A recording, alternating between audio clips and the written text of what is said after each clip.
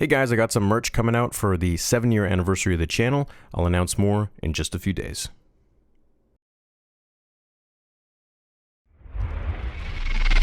We would be honored if you would join us.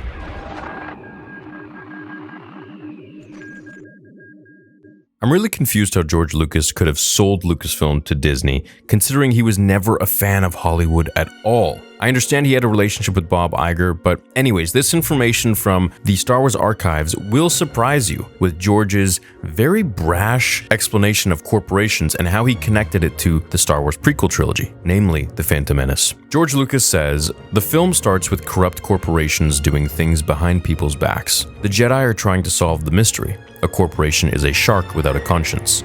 All it cares about is eating. It's not responsible. It's the stockholders' fault, or the CEO's fault, or the board's fault. It's always somebody else's fault. But of course, the golden rule is make money no matter what. So that's what everybody follows. They're not doing it to be nice to people. Our central characters, Qui-Gon, Obi-Wan, Padme, and Anakin, are all trying to do the right thing, but they're completely overwhelmed by forces that are way bigger than they are. The Jedi Council and bureaucrats in the Senate are the inactive forces working against them, while unbeknownst to them, the active one is Palpatine. The second film is about the building of a secret army and going to war, which obviously turns the Grand Chancellor into an emperor, politically. The Senate gives up the Republic. It's still a republic, but an emperor rules it. Don't worry, as soon as things are fixed, he'll give it back. Laughs. The two main themes here are, how do you become a bad person, and how do you give away a democracy to end up with a tyrant? Because they give it away. There's no coup, there's no rebellion, there's no nothing. Paul Duncan says they voted in. They voted in, says George, which is what happens in real life. The 3 movies are the endgame for the Emperor, says Paul. The whole thing's been set up for a long, long time, says George. He is just watching the dominoes fall. This is a beautiful explanation of the prequel trilogy, as well as comparing Palpatine to politicians and corporations. Namely, in my thoughts, go directly to Disney because of what they did with Star Wars. They don't care about anything else. They just care about money and making money, no matter what. That is their golden rule. And I guess that's the golden rule of a lot of corporations. That's their point, to stay afloat and to make as much money as they can. But I think somewhere along the way, a lot of these people, because at the end of the day, they're just run by humans who are flawed just like you and me, lose the grasp of what makes money for their corporation in the first place, and that's the audience.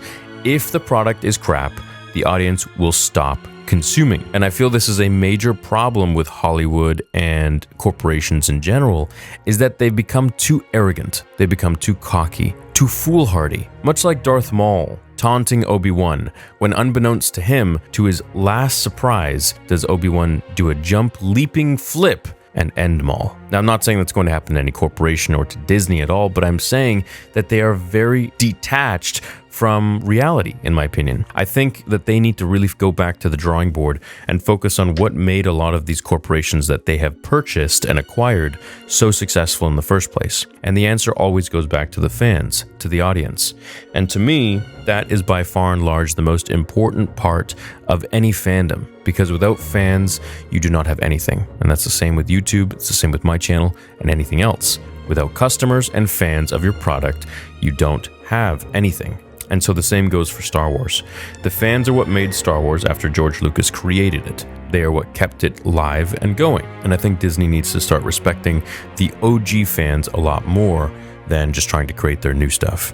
I think this was a really great explanation from George about corporations and greed and how it all ties into the prequel trilogy as well, comparing them to Darth Sidious himself, who, as he said, just watched the dominoes fall. And ironically, George is the one who gave Lucasfilm away to Palpatine. He voted Disney in. And so it's all coming full circle. It's like poetry, it rhymes. Thanks for watching today's video. I hope you enjoyed it. Make sure to grab Paul Duncan's book, The Star Wars Archives. It's a really fantastic book, and I think you'll all get a kick out of it. See you all in the next episode or on Star Wars Theory Podcast on Spotify, Apple iTunes, and Google Podcasts. Until then, remember, the Force will be with you always.